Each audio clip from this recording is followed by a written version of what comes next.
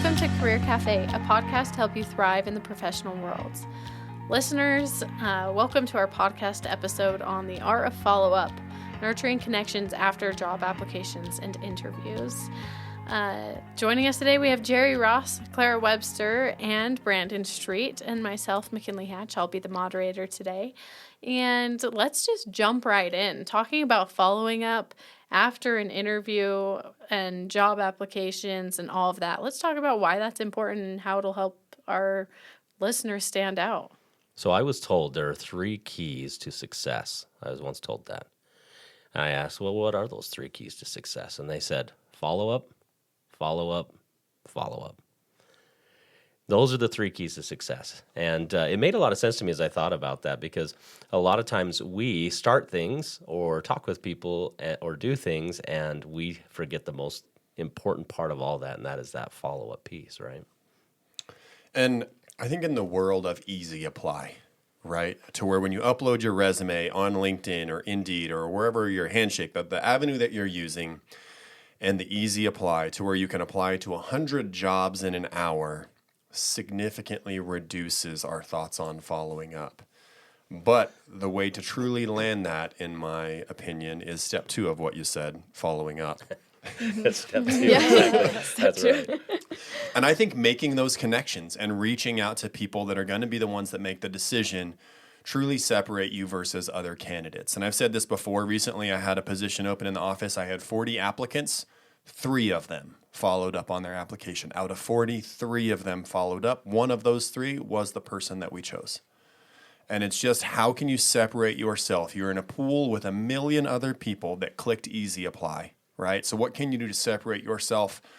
And I think following up is the key to doing that. Yeah, I always recommend it for people that come into my office for, job searching appointments and things like that. And I've had multiple people on campus tell me about students that, there was actually one recently where their resume was a little bit iffy, and they weren't quite sure, but they sent that follow-up email, and that put them right above, even the most perfect resume in the pile, and they got an interview. And so it makes a big difference and helps you stick out, because turning in a resume anymore in this easy apply world doesn't help you stick out at all. But what does is the following up. I always appreciated when, in our office, we hire students in our office, and I always have appreciated when a student will either personally bring in an application and make an effort to come and meet me, or again, just even simply sending an email. It just says a lot about that person. It means they have confidence. It means that it's important to them. Those things, I think, are catch my attention, obviously, and I think that's what we're trying to say, is that I think it does to most employers catch their attention when someone's willing to put themselves out there in regards to follow up when they hear from almost nobody, right? And one of the big things, when I was a recruiter, one of the large questions I had for people were, do you want this job or do you want any job? And you just don't have the time to follow up on 100 jobs that you applied to where I feel like that follow-up really helps me make that decision as to whether you do you want this job. You don't have the time to chase all of them, right? So really following up on the ones that you truly want to do separates you versus the other candidates. Yeah, awesome. Thanks for diving into that, you guys. I think now separating, we've talked holistically for follow-up for interview and job application, right? Maybe Brandon mentioned coming to meet them and different things. So let's talk about strategies for post-application follow-up. They've just submitted their job application. They've applied for the job. Now what should they do? What advice do you have for them? I recommend one of 3 ways. Thing number 1, email. But when it comes down to it, I'm going to get 50 of those today, right? So it's probably the most widely used is email. And inside of that email, I think it needs to be directed, right? Hey, I've recently applied to your position. I want you to know these are the things that I'm looking forward to do. A little bit to where it's not just a cut and paste email that you can send to 30 different employers, but a little bit of detail into what does the job do, your interest, and your qualifications. But it needs to be short and sweet. Second is a phone call. My phone rang about 2 weeks ago, and I was like, man, what's that noise in here, right? Our phones just don't ring that often anymore. So I think a phone call is a way for you to follow up. But Brandon just said it. I feel the best way to follow up, show up, look good, have your resume and your application in your hand, and let them know that you truly want it. When you think about your most valuable asset that you have, it's your time. And you don't have the time to get to all of these places and walk in the door. So physically following up, I think, is a fantastic way to separate yourself. Yeah, and especially, I always recommend this, especially with off-campus jobs as students, because a lot of them will find them on kind of these wider job searching platforms like Indeed or LinkedIn or Handshake or things like that. And they're getting, just lots of different applications from not only students, but just, people in Cedar City, right? And so I always say if you can, go in person to those places and bring your resume, look nice, just like Jerry said. And that's going to make you stick out a lot more, especially just because they're just getting a lot more applicants too. In person is always a good way to go. Now, I will say this, with all that we've recommended, always pay attention to what, not only what that employer does, but if they've given you specific instructions. Some will say we don't take them in person, right? So just be aware of what they've asked. I mean, don't violate things if they've asked you not to do certain things. But at the same time, also be cognizant of, if you're going in, when are their busy times in their business, right? Like, you're not going to want to go into a restaurant or that at lunchtime and try to meet the manager. It's a very inconvenient time. It may even upset some managers you're in there trying to visit with them about this during that time. So be cognizant of that business when their peak hours are. Maybe try to find a time that's most convenient for that manager to take some of their time as you're trying to impress them with your application. I think 12 to 1 is a bad time for almost any business. Agreed. Right? To where if you're a manager making a decision and you're just sitting down to eat and hey, they're here to check on their application. Now, right? I'm hungry. So I recommend avoiding first hour of business, the lunch hour, and the last hour of business, because you've got things you're trying to tie up for the next day, or you've got your checklist on the desk that you want to hammer through all of these before you go home. Think about their productivity schedule, and I would avoid first, last, and the lunch hour. That leaves you 2:17, right? Going at 2:17. So yeah. Wouldn't you recommend, though, like reaching out to them and seeing when works best for them, and then there's no guessing, right? Like, I'm stopping by at 2. I hope this is a good time, right? Like, ask them, right? Like, that's something else that we haven't talked about. I would agree with that. Part of this stop in, I'm looking for like 60 to 90 seconds, right? Like, I'm not looking for you to sit down and give me honest time. I'm looking for you to know that I want to be considered inside of the people that you're scheduling time with. I want to just kind of get a little drop in to let you know I really want this one. And with that drop in, I'll ask, hey, is there some time we could set up to sit down and chat? Right? So I'm not looking for a sit down and chat right now. I'm just looking to you for you to get some energy about how excited I am about bringing into this position. It's never bad to reach out and say, can we schedule it? But that's kind of the different levels of interaction with the follow-up. I agree with you, Jerry. I think it's important as you do pop in to help recognize, let them know, hey, I recognize you're probably busy right now. I'm not intending to take a lot of your time. I just want you to know as I turn this in, I'm really interested in this opportunity. Do you have another time that would be more convenient for me to ask a few questions about the job? If not, that in that case, if they didn't, it'd be fine. You say, okay, I hope I'll see you in an interview. But the point is, acknowledge that they're probably busy, that you're not going to take a lot of their time, but that you are interested in this job as you turn in that application. Yeah. Yeah, I love that. So we talked about post-application follow-up. Now let's talk about post-interview follow-up. Now you've gone through the whole interview. Now what are you supposed to do? Interview's over. How long are you supposed to wait? Do you, what's that process look like? Well, I think this starts in the interview, in my opinion. Before you end that interview, I like to ask, when can I follow up with you? When is an appropriate time to follow up if I haven't heard from you before then, right? And they'll usually tell you, if we haven't heard from us in a week, feel free to follow up with us. But try to set that before, and that way right?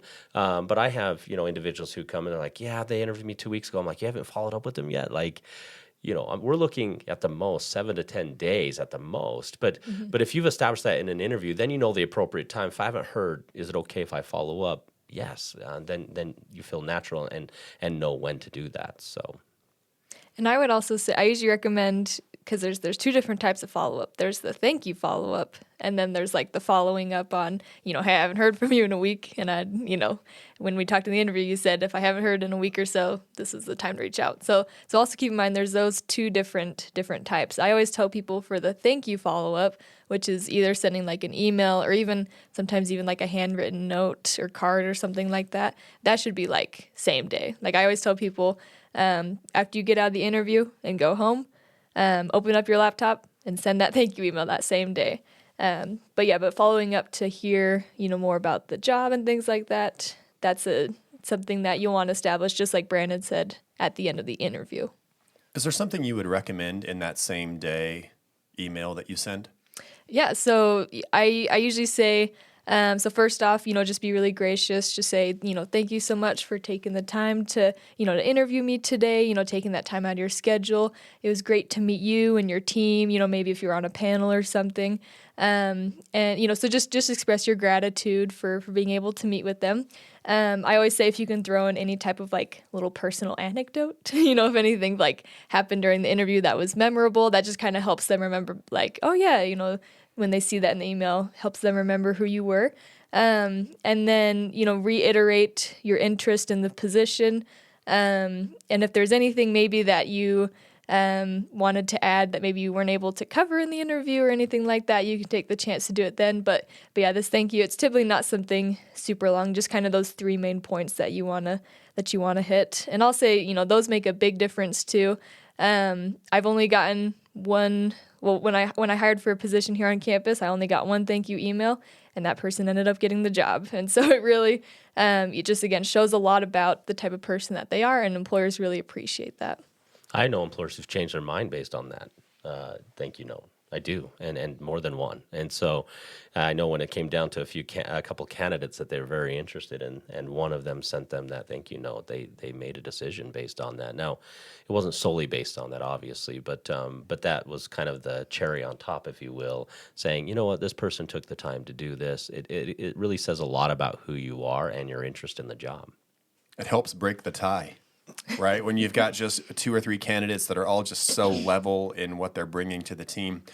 And I like in this follow-up, when we're interacting with people, I notice when kind of levels of excitement hit their face, especially as an interviewee, I would ask people, part of my question would be, what are some things that you really enjoy about your job? What's your favorite part of what you do? Or through that, can you get where they spark up a little bit and then you can tell that they're truly passionate about something? My follow-up email would have something about that passion, right? Mm-hmm. And have something about, I can tell when we talked about this, that's truly one of your favorite things, and that's what I want to be a part of. I'm also truly passionate about people, or kind of whatever you want your thing to be, connecting yourself into it. Also, if there's something we just butchered in the interview, right? Yeah. And I recommend when people leave an interview, have a place where you write down 3 things that you just nailed it and you did really well, and then write down 3 things that you wouldn't do again, because you might not interview for 5 or 10 years again. You don't want to make those same mistakes. So keeping something for yourself, but also if you need to clear something up with them, right? They asked you a question and you feel you didn't adequately answer it in a way that you want to be remembered, that's your opportunity to clear it up, right? And when we were talking about this, I was thinking about a couple of different things, and I want to make sure this is how I feel about this. This is what I would do in this situation, or however you wanted it to be. But if you feel like you left something on the table, I feel like that follow-up email is the way for you to clarify if you needed to do it. But again, like you said, Clara, short, concise. Do not write them 2 pages of stuff. They're not going to read it most of the time, right? Right. Now, one area of follow-up we didn't talk about is following up after networking events and things like that. I think another important area to follow up is if I've met somebody that I connected with at a conference or a work activity or things like that, I mean, LinkedIn is a great place to connect with people. I would shortly thereafter connect with them on LinkedIn, remind them where we've met, and say, hey, I'd love to continue, our conversations on whatever it was, right? And I try to do that each time I go to a conference. When I get cards or I meet with people, I usually try to connect with them, remind them where we met, remind them maybe something, like you said, an anecdote of something that through our conversation and what we'd like to do to carry things forward. Because again, if we just meet people and build our network but then stop there, nothing came of that. Really, it was a fun why we met them, but nothing really comes of that. Where real professionalism and growth and this power of networking comes in this follow-up. I'm working on my Tap to Connect. So LinkedIn has the new thing to where it's not new, but there's a way for you to scan a QR code when you're interacting with people socially to connect them via LinkedIn. And there are other ways on your phone to where you can tap to share your business card. How many times do we come home and we've got 30 business cards in our pocket from a networking event? But what are we doing to connect those things? to where there are new ways to where we can connect via tapping of phones to where it basically opens up a new page and you've got their contact information there. But also not just storing a contact, but like you said, making that attempt to reach out to them and make a truly meaningful connection that you can store in the database for later when you need it, or continue to build that relationship with them right now. Something at those networking events or when we go to conferences and whatnot, if I get their business card, something that helps me to remember something unique about that person or the conversation we had, I write notes on the back of their business card, like, we talked about this, and or we had similarities in this. Oh, we were both from this area, originally, or whatever it is, to make a small contact. Because like you said, I've gone back from those conferences and I've had a suitcase full of business cards. I'm like, crap. That's a lot of business cards. What conversations have we had, And ultimately, I want to, there's a lot of business cards. But like there's maybe 30 or so when I'm trying absolutely. to reach these people and I'm trying to remember what we talked about, right? And so making sure you're having those conversations, and right after, before I talk to anyone else, I'm writing down what we talked about, So that's a tip for you all as well. I need to do that. Yeah, me too. I need to start the LinkedIn thing. I did not know about that. Let's So. talk, Clara. Oh, yeah. But there are a lot that can come from that. I'd met a Olympian from that was Olympic medalist in bobsled, and he had come and spoke with some youth, and I connected with him, and later we were able to go to lunch and things and have some deeper conversation about business and things at the time, but just based on the follow-up part. I sent him a message after, thanked him for coming and for what he did for the youth, and let him know what I was trying to do, and we ended up connecting and doing that. So there's a lot to that follow-up that people are interested in networking themselves. Did you ask him to take you bobsledding? I did not ask him I think to you do need to that, follow but up with I him, did get Brandon. to see his medal. Yeah. Oh, that's pretty cool. Not at lunch. He brought it when he was with the kids. So You can bobsled in Park City. I've done it, and it was fantastic. There Plug. you go. Sounds fun. I'll follow up with you about that later. I'll follow up with you. Ooh, I love it. Awesome. Thanks for listening today to our podcast on Career Cafe and our episode on following up, after an application, an interview. We're hoping you'll take these tips and utilize them. So don't forget to subscribe to our podcast and connect with us on social media at SU Career Center on Instagram. And then, of course, tell all your friends. We want them to take advantage and listen to this podcast as well. So tune in next week, the episode on the worth of your work, negotiating salary and benefits, which is awesome. We dive into how to do that, and so you won't want to miss that one. So, Jerry, why don't you close us off? You guys, if you're looking for a job, you can always try search and rescue. Okay. They're always looking for people. Yeah, that's true. Too soon. Thanks, Jerry. Thanks